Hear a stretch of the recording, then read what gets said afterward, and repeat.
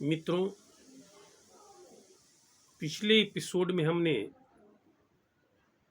BNS की धारा 356 पर चर्चा किया था, जिसमें मानहानि की परिभाषा और कोई व्यक्ति यदि किसी का मानहानि करता है तो क्या दंड उसे जुडिशरी न्यायालय के द्वारा दिया जाएगा, इस पर हमने चर्चा किया था।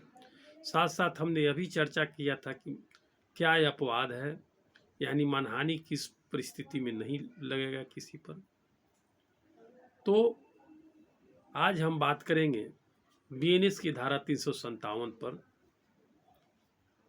और इसमें क्या है कि कोई असहाय व्यक्ति की परिचर्या करने की, यानी कोई असहाय व्यक्ति है उसको देख रेख करने की और उसकी आवश्यकताओं की पूर्ति करने की संविदा यदि किसी को दिया जाता है, चाहे वो प्राइवेट संविदा कॉन्ट्रैक्ट हो।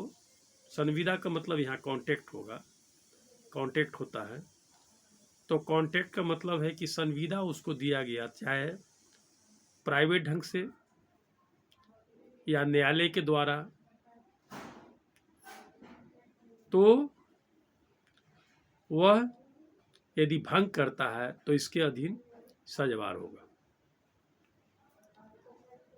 तो इसमें क्या इसकी परिभाषा है कि यदि कोई व्यक्ति किसी व्यक्ति की जो किशोरावस्था में हो, किशोरावस्था में हो, या चित्त विकृति या रोग या शारीरिक दुर्बलता के कारण असहाय है, या अपनी निजी सुरक्षा की व्यवस्था है या अपनी निजी आवश्यकताओं को पूर्ति करने के लिए असमर्थ है, परिचर्या करने के लिए उसकी आवश्यकताओं की पूर्ति के लिए विधिपूर्ण संविदा द्वारा अवध होते हुए स्वेच्छा से ऐसे करने का लोभ करता है, तो दोनों में से किसी भी भांति करवाज जिसका अवधि 3 माह होगा या फाइन होगा या दोनों से दंडित किया जाएगा।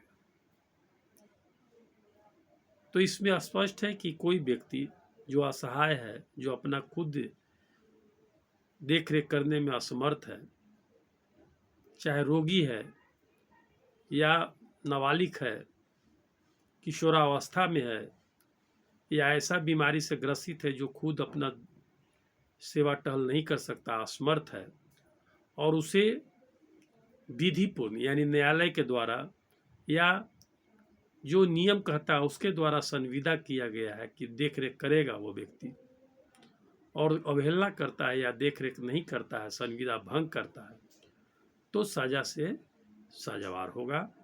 और जो सजा होगी वो 3 माह की होगी। दंड भी है, साथ साथ फाइन भी, या सजा दंड जिसे हम कह रहे हैं और फाइन दोनों सम्मिलित रूप से देना होगा, भुगतना होगा, करना होगा। और यह जो आपको अपराध जो था पहले आईपीसी की धारा 451 में वर्णित था, यानी पूर्व का जो इंडियन पेनल कोड था उसमें इसका वर्णन किया गया था आपको आईपीसी की धारा 451 में, सॉरी 491, 51 नहीं, 451 में, 91 में।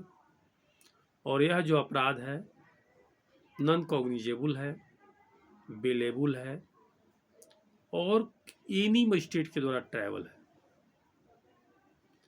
एक खास चीज है कि यह कंपाउंडेबल है, कंपाउंडेबल है यानी समझौता भी हो सकता है। किसके द्वारा होगा? By the person with whom the offender has contacted, यानी उस व्यक्ति के द्वारा जो ऑफेंडर है, जिसने ये अपराध किया है, जिसके साथ एग्रीमेंट किया है, संविदा किया है, यदि उस चाहे तो इसमें कंपाउंडेबल है, समझौता हो सकता है। तो यह हुई आज बीएनएस की धारा 357 जो आईपीसी की धारा 451 में वर्णित था। और आपको ये भी बता दें कि 357 धारा जो है बीएनएस का वो लास्ट ही है। पनिशमेंट के बारे में 358 जो बीएनएस की धारा लास्ट है, इसके बाद में उसमें कहता है निरसन और व्यावृत्ति, यानी वो समझिए कि उसमें कुछ दंड वगैरह का नहीं है, बल्कि कुछ मिसलेनियस बातें कही गई है। तो आज बीएनएस की जो विभिन्न धाराएं थी उस पर हमने चर्चा किया।